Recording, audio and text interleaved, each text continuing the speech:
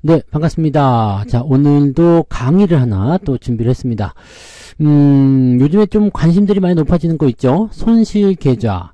지금 2021년, 2022년, 또 2023년도를 지나오면서 아직도 손실 계좌 때문에 고민이 많은 분들이 계십니다. 이런 분들, 이 손실 계좌를 과연 어떻게 하면 탈출시킬 수 있을 것인가? 자, 사실 손실 계좌를 탈출시키는 방법은 딱 두 가지로 압축되기 때문에 어떻게 보면 굉장히 간단할 수 있어요. 그리고 시장이 조금씩 돌아서려고 하는 입장, 그런 상황이 만들어질 때 기회의 요인들이 많이 발생을 하거든요. 그래서 이럴 때 손실 계좌를 탈출시키고 수익으로 전환시킨다면 상승장이 왔을 때 굉장히 큰 시너지를 볼 수가 있겠죠. 그래서 이번 강의 굉장히 중요하니까 잘 숙지하시고 또 들어주시고 이해를 하시면서 진행하시면 좋겠습니다. 네, 자, 그러면 바로 시작을 해보도록 할게요. 주식 투자를 하다 보면은 손실이 날 수도 있죠. 네, 손실이 날 수 있습니다. 뭐 이거는 뭐 당연한 얘기예요. 원금 보장이 일단은 안 되는 거고, 그리고 투자를 하면서 여러 가지 변수에 우리가 부딪히게 됩니다. 뭐 인플레이션, 네, 2022년도 같은 경우는 인플레이션이 굉장히 문제가 좀 됐었죠. 그러면서 금리가 올라가고 환율도 올라가고, 뭐 시장에는 좀 경계심이 들어가다 보니까 투자자들이 매도를 많이 하게 되고, 또 2020년 같은 경우에는 코로나도 있었죠. 네, 그래서 뭐 이런 질병이라든지 또는 전쟁, 네, 우크라이나와 러시아의 전쟁, 뭐 이런 것들이 전반적으로 시장이 좀 변화 요인이 될 수가 있습니다. 근데 이런 악재들이 한꺼번에 몰아치게 된다면 시장이 버티지 못하죠. 그 다음에 시장에 대해서 비관적인 생각을 하는 사람들이 늘어나게 되면서 야, 팔자, 안 되겠다, 도망치자. 그러다 보면은 네, 아무런 잘못이 없는 내 계좌도 같이 박살날 수가 있습니다. 우리는 이것을 좀 억울하다라고 얘기하죠. 억울하다. 사실 주가 이렇게 떨어질 만한 상황도 아닌데 왜 떨어지고 지랄이야. 네, 이렇게 말할 수 있잖아요. 아, 시장 더럽네. 뭐 이런 거. 나는 잘못이 없는데 외부 변수에 의해서 주가가 떨어지는 거. 이걸 우리는 억울하다라고 얘기합니다. 그리고 보통 이런 것들은 회복을 좀 많이 해주긴 하는데 그 강도, 즉 주가가 떨어지는 어떤 깊이라든지 또는 변동폭 이런 것들에 따라서 회복 시기는 조금씩 달라지긴 합니다. 하지만 우리가 꼭 명심해야 되는 것은 주식 투자를 하다 보면 손실이 날 수도 있다. 뭐 몇몇 초보자분들 아주 극소수에 불과하겠지만 주식은 사기만 하면 무조건 올라가는 거 아닌가요? 뭐 이렇게 생각하시는 분들도 있고, 또 올라가면 내려오지 않을 것 같은데요, 뭐 이런 생각하시는 분들도 있는데, 네, 천만의 말씀이고 만만의 콩떡이죠. 네, 자, 주식 투자할 때 항상 손실 날 수도 있다라는 거 감안하시고 대응하셔야 됩니다. 자, 그러면 수익이 나면 좋지만 손실이 났다라면 어떻게 하면 좋을까요? 손실의 일단은 회복. 손실 회복을 하려면은요, 일단은 뭐 시간이라든지 뭐 여러 가지 방법들이 있겠습니다만, 만약에 내가 손실 난 게 마이너스 10%대, 마이너스 20% 정도, 뭐 마이너스 20%만 나와도 큰일 났다 하시는 분들 계시는데 작은 손실입니다. 그리고 마이너스 10%대 같은 경우는 사실 뭐 그냥 일어날 수도 있는 상황이기 때문에 신경 쓰지 않으셔도 됩니다. 마이너스 뭐 한 5%, 마이너스 6% 이런 거는 진짜로 신경 쓰지 않으셔도 되고요. 네, 그래서 그런 부분들에 대해서는 일단 마이너스로 빠져 있기 때문에, 손실이 나와 있기 때문에 기분 나쁠 수 있어 라고 할지 모르지만, 내가 마이너스 한 25%쯤 돼. 네, 그냥 기다리시면 돼요. 네, 손실이 작다면 시간이 해결해 줍니다. 이럴 때는 어떻게 하면 되겠어요? 명상을 하면서, 네, 사리를 하나씩 만들어 가시면 결국에는 시간이 지나면 네, 다 복구가 된다 이 얘기입니다. 그래서 적은 손실을 가지고 있는 뭐 그런 종목들 같은 경우는 사실 여러분들이 그것 때문에 스트레스 받으실 필요 없고요. 뭔가 작전이나 전략 이런 거 사실 필요가 없습니다. 물론 내가 주식을 모아가려고 하는 입장이었다라고 한다라면, 그렇게 주가가 좀 떨어진 상태에서 좋은 자리가 나타났을 때 추가 매수를 진행하는 것도 나쁘지 않겠습니다만, 그냥 손실 회복만을 목적으로 한다라고 한다면 적은 손실, 즉 마이너스 20%대 정도는 네, 그냥 신경 쓰지 않고 내버려 두면 지가 알아서 올라오게 됩니다. 물론 전제 조건은 있어요. 종목이 나쁘지 않을 것. 네.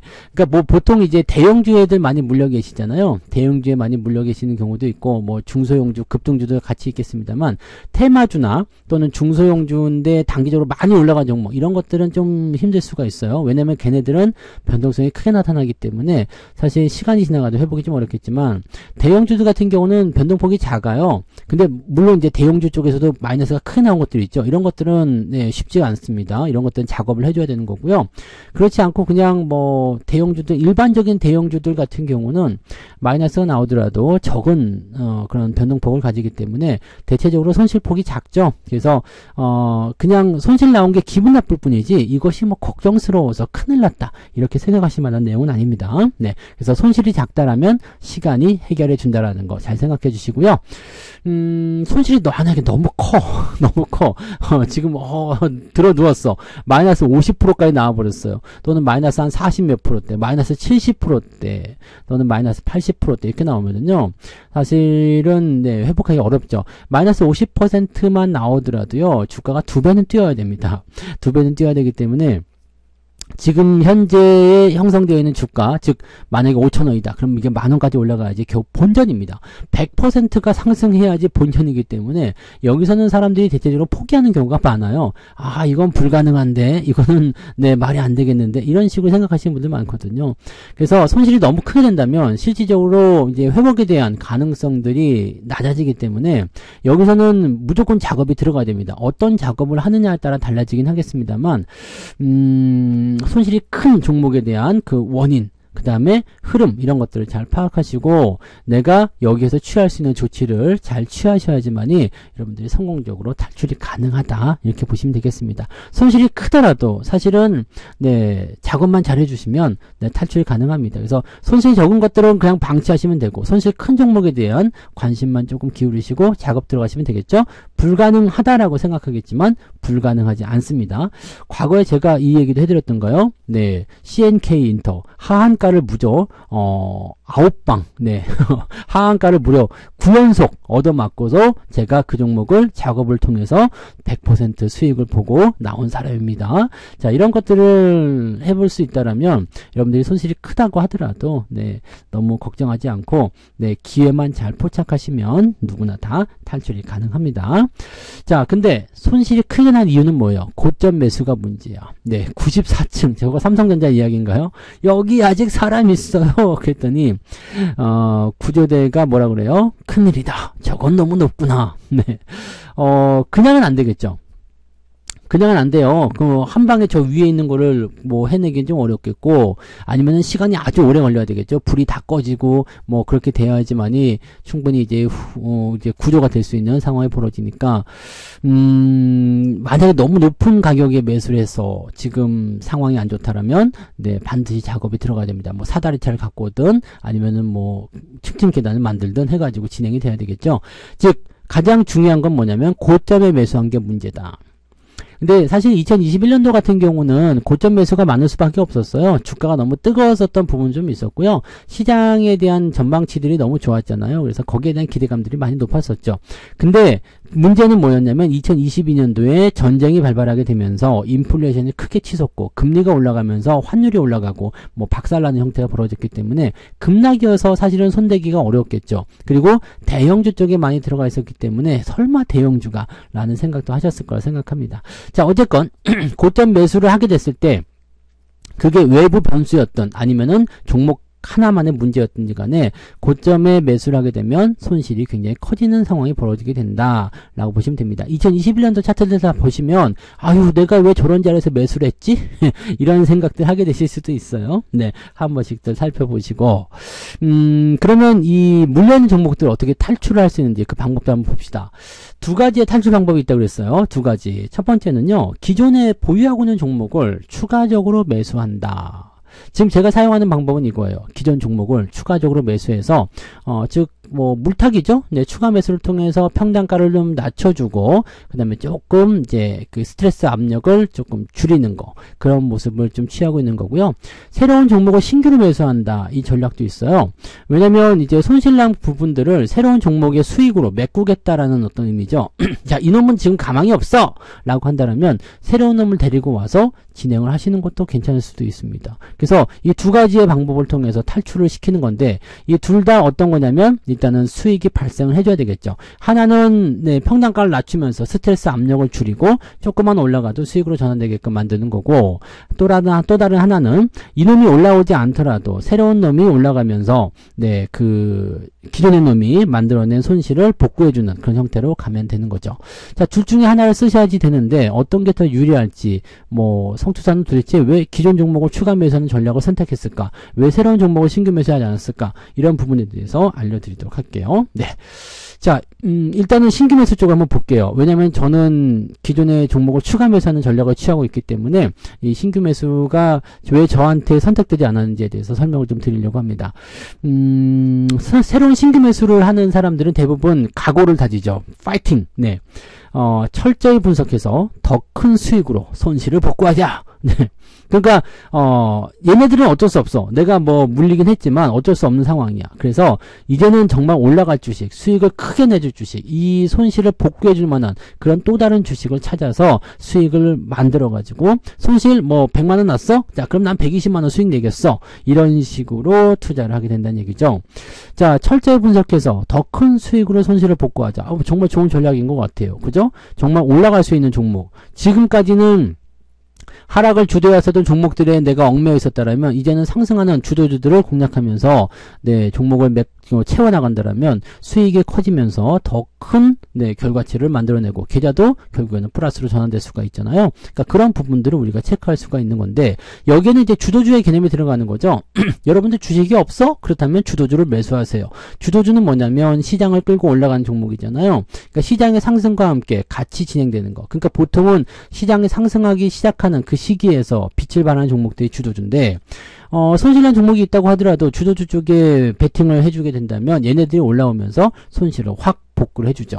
자, 근데 도대체 왜 이걸 안 쓰느냐? 저는 주도주 매수는 합니다. 주도주 매수하는데 문제는 뭐냐면 신규 매수를 하지 않는다는 거예요. 신규 매수를 하지 않고 기존의 종목을 통해서 탈출을 시키고 거기서 나온 돈으로 네, 주도주 매수를 들어가는 거죠. 그리고 주도주 매수는 사실 일찌감치 들어가 있기 때문에 거기서의 추가 매수가 계속 발생하는 거지 새로운 종목의 신규 매수는 아니죠. 그래서 종목 수를 지금은 많이 늘리지 않는다는 게 저는 지금의 핵심입니다. 그래서 약간의 선택과 집중 같은 전략이겠죠. 자, 일단은 신규 매수가 가지고 있는 첫 번째 뭐 어떤 부담감들 뭐 이런 것들 한번 살펴보도록 하자고요. 자, 성공적인 신규 매수가 되면은요, 힘이 센, 예, 그런 주식이 들어옵니다. 즉, 토끼가 당근을 이렇게 막 아그작 막 깨먹고 있어요. 근데 저쪽에서 등치가 막 우락부락한 당근이 오면서, 자, 이제부터는 내가 상대해줄게. 그렇게 될 수가 있는 거예요. 자, 그러면은 뭐야? 그동안은 힘이 약간 당근을 괴롭혔었는데, 더 큰 당근이 와가지고, 야, 나랑 한번 붙어보자. 이렇게 될 수 있는 거거든요. 만약에 이 당근이, 네, 힘이 완전 세가지고 토끼를 압도할 수 있다면 어떻게 될까요? 아주 성공적인 신규 매수가 되는 거죠. 쉽게 얘기하면, 지금 시장이라는 이 토끼가 이제 시장을 본다라면, 이 시장이 압박감을 통해서 내 종목을 계속해서 깨부시고 있어. 근데 다른 종목으로 갈아탔더니 이 종목이 더 큰 수익이 났다. 그러면서 주가가 빵빵 튀어 올라가. 자, 이렇게 되는 상황이 벌어질 수가 있죠. 자, 2023년도 같은 경우는 손절 매도를 쳐고 네, 2차 전지로 갈아타신 분들이 이런 경우를 봤겠죠. 그래서 정말 뭐 무시무시한 그런 상승을 보면서 단박에 네, 수익으로 전환되신 분들도 많이 있었습니다. 그래서 그런 패턴들을 가지고 진행됐을 때, 네, 이 신규 매수에 대한 부분들이 이 손실을 많이 회복해주는 그런 결과로 갈 수가 있다는 얘기가 되는 거죠. 근데 문제점이 있어요. 문제는 뭐냐면, 네, 혼자야? 네, 싱글이야? 이게 무슨 얘기예요? 혼자야? 네. 신규 매수를 할 만한 여유 자금이 없어. 여유 자금이 없다는 게 가장 큰 문제예요. 언제나 돈이 가장 문제예요. 왜냐면 돈이 넉넉하면 사실 뭐 별 문제가 없죠. 어떤 문제가 해결되지 않았다라면 혹시 돈이 부족한 것은 아닌지 생각해봐라. 뭐 그런 얘기도 있잖아요. 네. 신규 매수를 하고 싶고 또 마음에 드는 종목이 있는데 마음껏 실기가 어려운 거예요. 돈이 없으니까요. 사봤자 조금 샀는데 이놈이 막 올라가 버려. 근데 조금밖에 안 샀으니까 막 올라가도 티도 안 나. 아, 짜증나네. 이렇게 될 수가 있죠. 자, 이런 부분들이 나오는 거라서 사실은 신규 매수를 하더라도 여기서 발생하는 수익이 손실을 모두 다 회복시키지 못한다라는 게 첫 번째 문제입니다. 그래서 돈이 없다라는 거. 이 부분이 가장 큰 문제점으로 작용될 수가 있겠죠. 뭐 새로 살만한 종목이 뭐 있다고 해도 내가 거기다가 자금을 집어넣을 수 없다라면 뭐 이거는 있으나 마나한 부분이 아니겠습니까? 그죠? 네. 그래서 신규 매수의 첫 번째 문제점은요. 살만한 돈이 없다. 언제나 돈이 문제죠. 뭐 네. 추가 매수, 기존 종목을 추가 매수할 때도 항상 이 돈이 없다는 것이 문제가 되기도 합니다. 그래서 그런 부분들이고요. 자, 그다음 문제는 뭐예요? 시장이 너무 강해. 즉 하락 압력이 너무 강한 거예요. 그래서 내가 자신 있게 신규 매수했는데 올라간다는 보장이 없는 거죠. 네, 자신이 있나? 네 좀 치나? 뭐 이렇게 시장이 물어보는 거지. 근데 와가지고 쪼글쪼글해져가지고 쏘리, 쟤들이 날 밀어가지고 나오긴 했는데요. 막 네, 내가 야심차게 주식을 샀는데 이 주식이 오히려 올라가지 못하고 그냥 떨어져. 왜냐면 시장이 막 그냥 압박감을 통해서 더 많이 쏟아내버려. 매도가 엄청나게 나와요. 그러면 주가가 떨어질 수밖에 없겠죠. 그러니까 올라간다는 보장이 없게 되면 이것 또한 리스크로 작용하게 됩니다. 자, 이거는 어떤 상황을 초래하게 되냐면요. 뭐야, 더 없냐? 네. 그니까 내가 새로 산 종목까지도 손실이 또 발생을 하는 거예요. 그니까 또 물려. 또 물리게 되면 어떻게 돼요? 기존에 있는 종목들에다가 플러스 신규 손실 종목 추가요. 이렇게 되는 거죠. 그러니까 기존에 있던 것들도 그냥 손실 나가지고 짜증나 죽겠는데 야심차게 준비한 새로운 종목에 또 손실을 당하는 거예요. 자, 이렇게 되니까 신규 매수는 조금 위험하다 볼 수 있겠죠. 자, 그렇다면 이 신규 매수를 해야 되는 시점은 언제겠어요? 장이 올라가기 시작할 때, 즉 이런 어떤 물린다라는 어떤 개념이 조금 약해지는 시점이요.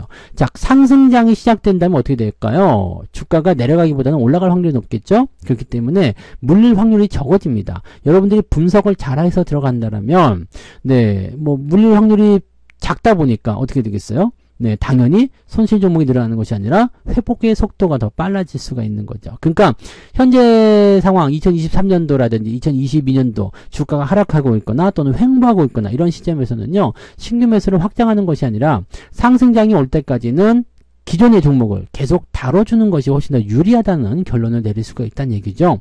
물론 신규 매수를 계속 확장하시는 분들도 나쁘지 않습니다. 뭐 그냥 그렇게 하셔도 상관없는데 대신에 종목 선별을 아주 잘 하셔야 됩니다. 그래서 그런 부분들을 꼭 체크하시면 좋을 것 같아요. 자, 그러니까 신규 매수에 대한 탈출, 신규 매수를 통해서 탈출하는 방법, 여기에서의 주목할 점은 뭐겠어요? 새로운 종목으로 수익을 만들고 나서 수익은 손실 총액을 줄여주는 상황으로 간다. 그러니까 강력한 종목을 통해서 주가가 상승 흐름을 타게 돼서 수익이 발생하게 되면 내가 그동안 손실난 종목들에 대한 이 손실 금액을 이 새로운 종목이 수익금을 만들어서 보충을 해준다는 얘기죠. 그러니까 전체 계좌 상황은 플러스로 수렴하게 되는, 넘어가는 그런 상황이 만들어질 수 있다는 얘기가 되는 거죠. 다만 이런 것들 이제 상승장에서 하면 좋은 거고 시너지가 더 크게 발생하는 거고요. 하락장이나 조정장, 이게 횡보장에서는요. 신규 종목도 물릴 가능성이 매우 높아지기 때문에 여기서 부담감이 커진다는 얘기가 됩니다. 자, 그래서 고려해야 될 상황, 여유 자금, 즉 주식을 살 수 있는 자금이 있겠는가. 기존 종목을 그대로 둔 상태에서 신규 종목을 사려면 돈이 없어요. 이게 어떻게 보면 가장 큰 문제가 될 수가 있겠죠. 물론 뭐 기존 종목에서 수익이 발생해서 실현하고 그걸로 새로운 종목을 산다. 이것도 뭐 나쁜 전략은 아닙니다. 그래서 항상 돈은 문제이기 때문에 여유 자금이 언제나 문제점으로 첫 번째 문제로 떠오른다는 거. 두 번째는 상승의 보장이 없다는 얘기예요. 하락장에서 손실이 많이 나는 상태에서 내가 주식을 새로운 것을 샀는데 시장이 계속 하락장으로 연결된다. 수익이 나지 않습니다. 오히려 물린 종목이 만들어지게 되면서 내가 보유한 종목의 숫자가 더 늘어날 수밖에 없는 상태가 벌어지는 거죠. 자, 이렇게 되면은 총체적인 난국에 들어갈 수밖에 없습니다. 총체적 난국이죠. 이거 어떻게 해결할 겁니까? 내가 한 20개 종목이 마이너스 나서 물려있는데 이거를 타개하고자 한 종목 두 종목 샀는데 이제 25개가 됐는데 25개가 또 다 물려있어. 이렇게 돼버리면은요. 계좌가 이제 회복이 안 되는 건 둘째치고요. 의지 자체가 약해집니다. 주식 투자 이까지 거 해서 뭐해? 이렇게 얘기가 나오거든요. 짜증나! 이렇게 얘기가 나올 수 있기 때문에 이런 부분들을 우리가 감안을 해서 투자하셔야 됩니다. 그래서 사실은 이제 신규 매수를 공격적으로 해야 되는 시기는 상승장으로 전환되고 상승장이 시작될 때, 그럴 때 들어가시면 되는 거고요. 횡보장이나 바닥을 잡아가는 단계 또는 상승장으로 넘어가기 위한 그런 바닥 다지기 또는 추세의 전환점이 일어나기 이런 시점에서는요, 네, 신규 매수로 탈출하는 것보다는 기존 종목을 공략하시는 것이 훨씬 더 유리하다는 것을 말씀드리려고 하는 거죠. 자, 그러면 이제 기존 종목으로 추가 매수를 통해서 하는 것은 어떤 상황들이 벌어질 수 있는지 알아보도록 할게요. 본 방송에서 제공되는 모든 정보는 투자 판단의 참고 자료이며 투자의 최종 책임은 본 방송을 이용하는 본인에게 있습니다.